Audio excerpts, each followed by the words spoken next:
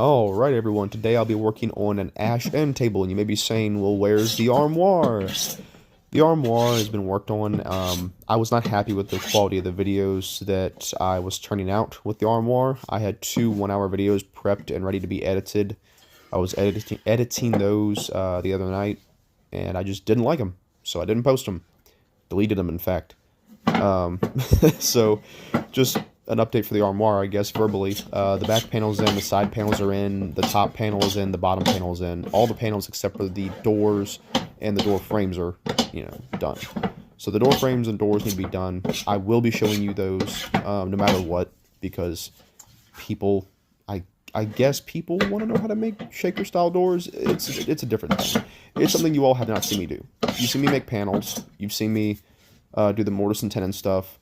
What you haven't seen me do is make shaker-style doors and make a door frame. So we'll do that in the next video, I promise you. This video, though, is making the ash end table that's been ordered. It's made from a 9-foot slab. Not the whole slab, but parts of it.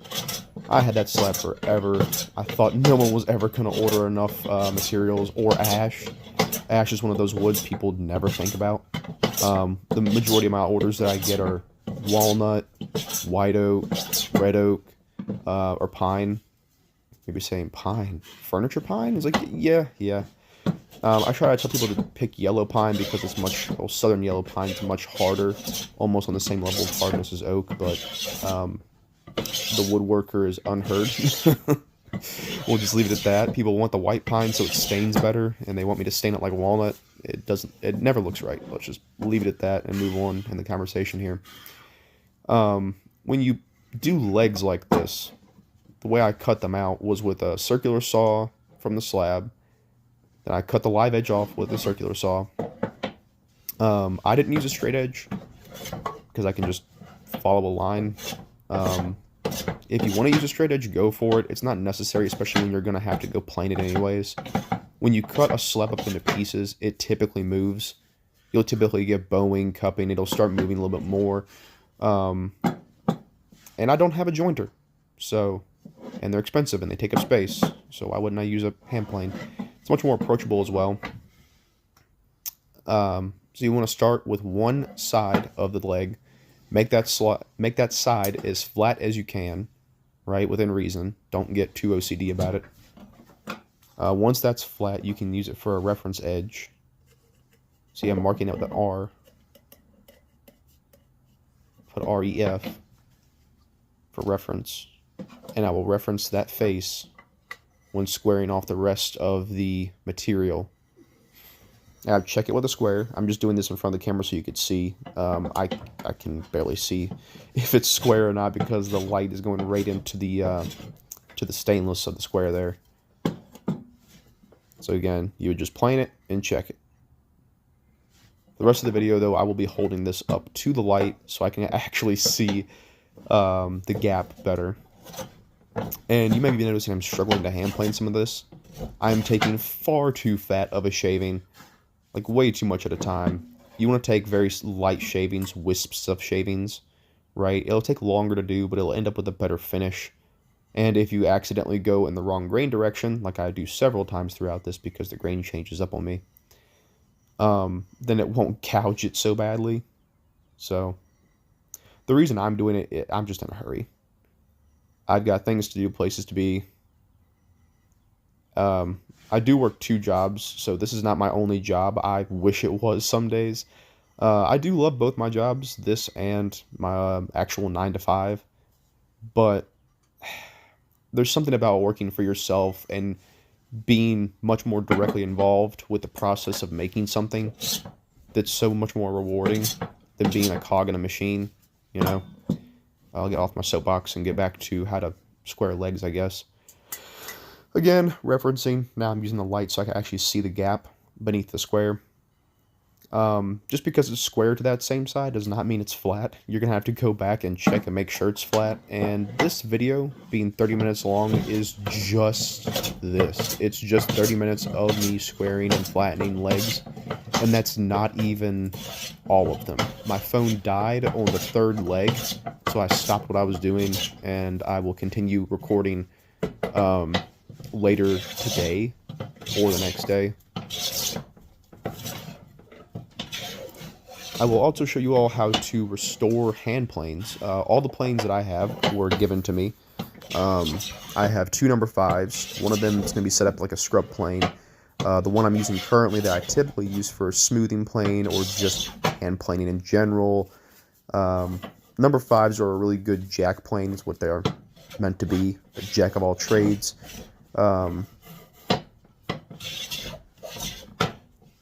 Oh, and I love telling people this. The saying, jack of all trades, master of none, that's only part of the quote. It is, jack of all trades, master of none is better than a master of none. So it's mainly justifying people knowing a good bit about several things rather than nothing. And I can respect that because that is me. I'm a master of nothing. I will never claim to be.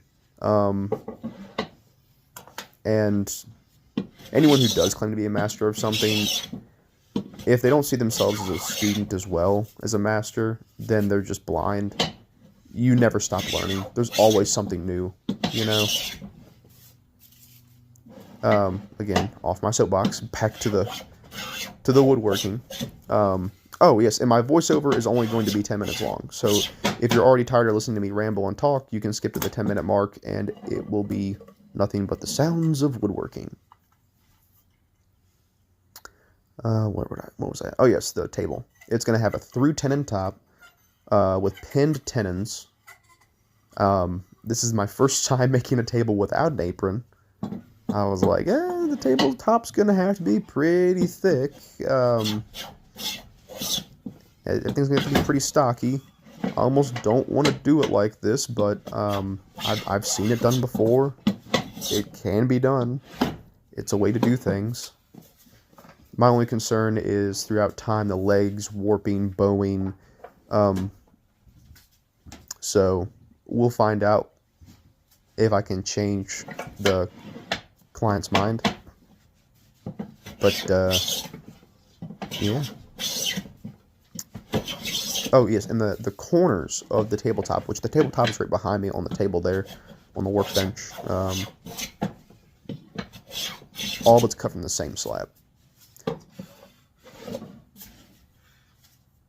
There we go, checking that again.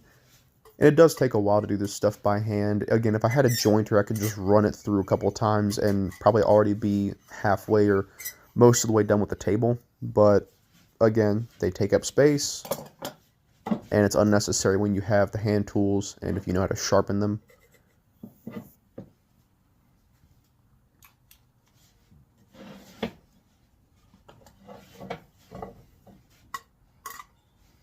And at one point I do get confused and accidentally use a different face of one of the legs to reference off of.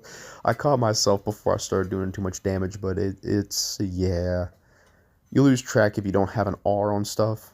Always check the piece, because you'll end up flipping it back and forth and whatnot.